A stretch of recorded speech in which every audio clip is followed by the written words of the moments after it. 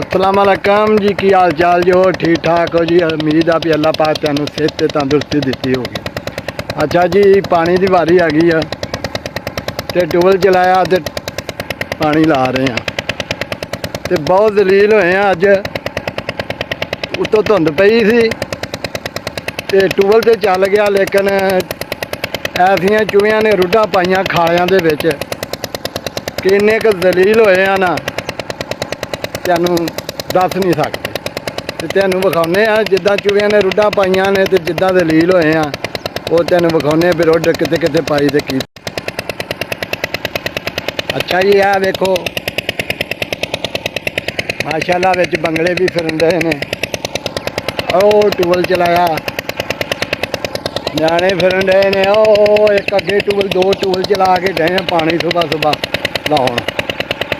ठीक है, तो बंगले वाली कई नस्ल इतने माई आई पे ने। यह वेखो यह ट्यूबल चलाया, तेन लागों विखाने।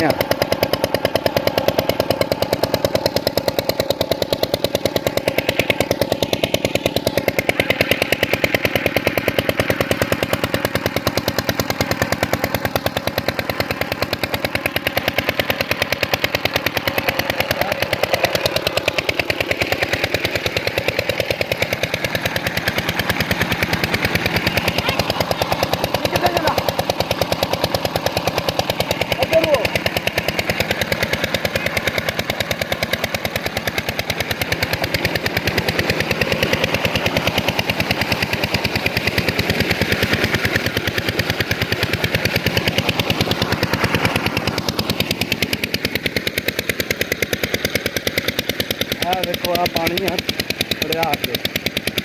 ठीक है, पानी ने इन्ना पाया ना अज काट वट देते साढ़े सारे दिहाड़ी की जी ना मेहनत वो घंटे दोवें घंटे च उन्होंने ना लवा छड़ी। साड़ी एनर्जी इन्नी जाया हुई। है वेखो, है वेखो आ सब चूहियां दियां रुढ़ां दा पानी आ। ये शेरां दे इन्हां दे मगर ही दो जने असीं लगे रहे तो हुण जाके कुछ सैट होया तो हुण ठीक आ, भर चला वा। सुबह सुबह तो ना तो वीडियो बनती सी ना।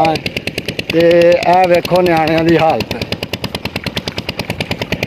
कपड़िਆਂ ਦਾ बेड़ा गर्क किया तो लगे आ। यह जा रहा पानी आउण, यह नक्का बनिया। यह नक्का रुड़ गया सी पहलों, फिर आख्या भी पहलों इधरों भर लीए। आ जान लिया सारा पानी चूहियां दी रुढ़ां ने रोड़िया। है वेखो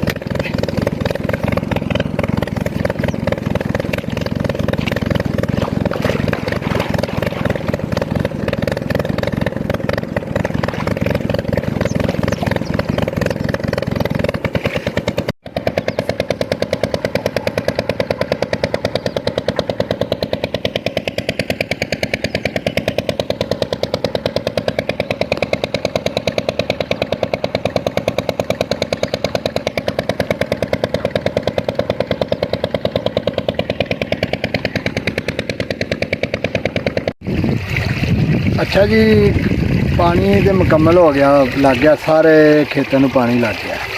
2 ਟਿਊਬਲ ਚਲਾਏ ਸੀ ਤੇ ਮੇਰਾ ਖਿਆਲ 10 ਕੁ ਘੰਟਿਆਂ 'ਚ, ਤਕਰੀਬਨ 10 ਕੁ ਘੰਟਿਆਂ 'ਚ ਨਾ 8-10 ਘੰਟੇ 'ਚ ਭਰ ਗਏ 5-6 ਕਿਲੋ।